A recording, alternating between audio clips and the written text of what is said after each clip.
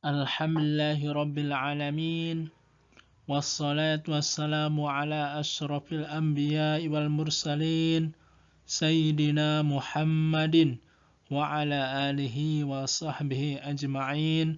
Amma ba'du.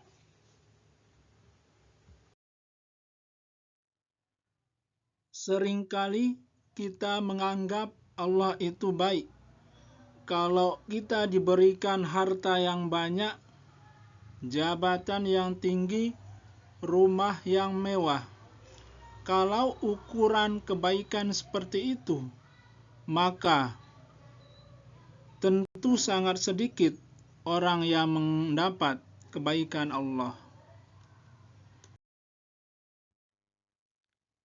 Padahal kebaikan Allah Subhanahu wa Ta'ala sangat luas, meliputi semua makhluk ciptaannya. Selain itu, orang yang memiliki harta yang banyak, jabatan yang tinggi, tanah yang luas, tidak menjamin dia akan bahagia di akhirat. Oleh karena itu, dalam kesempatan ini kita akan membahas 4 hal yang membuat orang mendapat kebaikan di dunia dan di akhirat. Yang pertama, qalban syakiran, hati yang selalu bersyukur.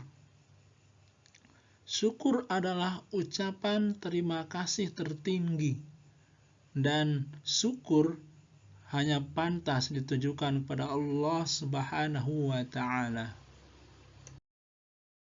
Dengan bersyukur, maka Allah Subhanahu wa Ta'ala akan menambahkan nikmatnya kepada kita. Sebaliknya, apabila kita tidak bersyukur, maka nikmat-nikmat yang telah diberikan oleh Allah Subhanahu wa Ta'ala akan diganti dengan azab.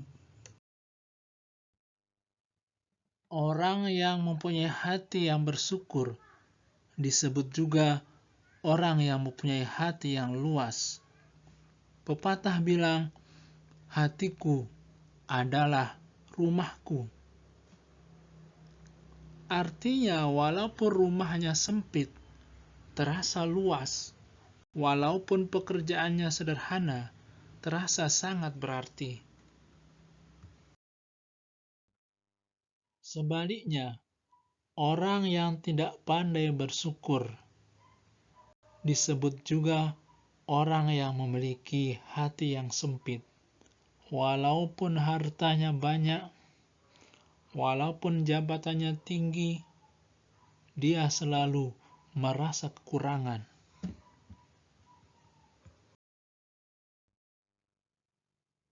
Selanjutnya, yang kedua, orang yang mendapat kebaikan di dunia dan akhirat adalah orang yang memiliki lisan yang selalu digunakan untuk berzikir.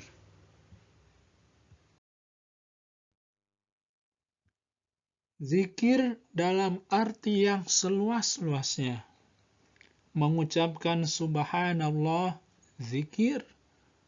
Mengucapkan alhamdulillah, zikir. Mengucapkan Allahu Akbar, zikir. Dan membaca Al-Quran juga termasuk zikir.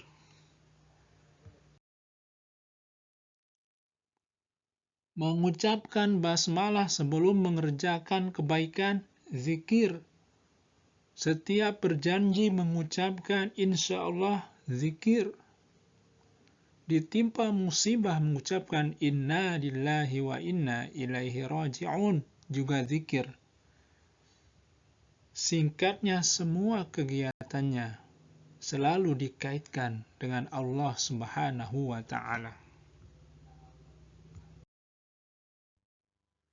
Selanjutnya, yang ketiga, orang yang mendapat kebaikan di dunia dan di akhirat, yaitu orang yang memiliki badan yang sabar, yang tegar menghadapi ujian, cobaan, dan tantangan.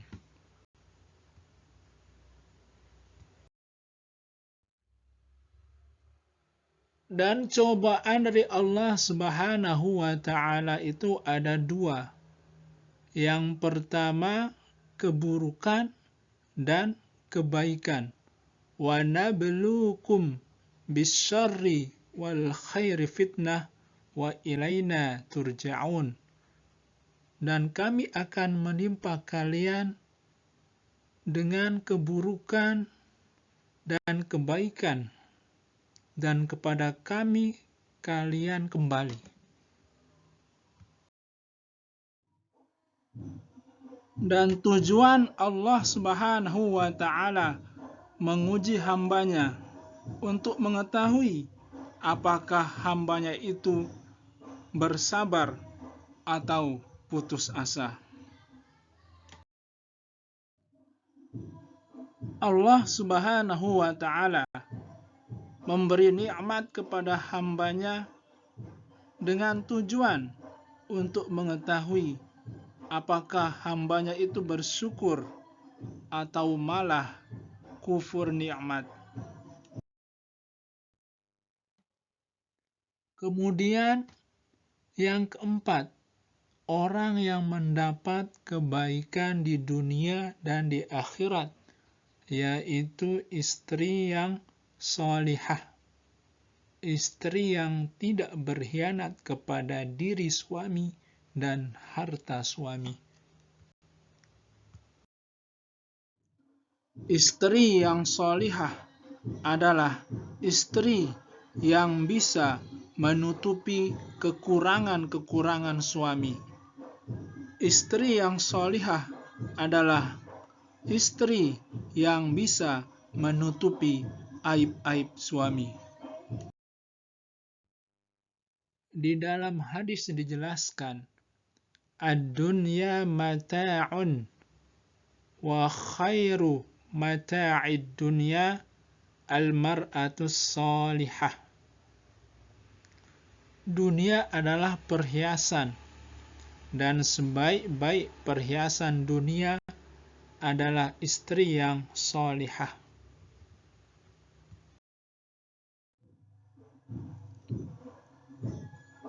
Khusus kepada pemuda yang belum menikah, carilah calon istri yang sholihah.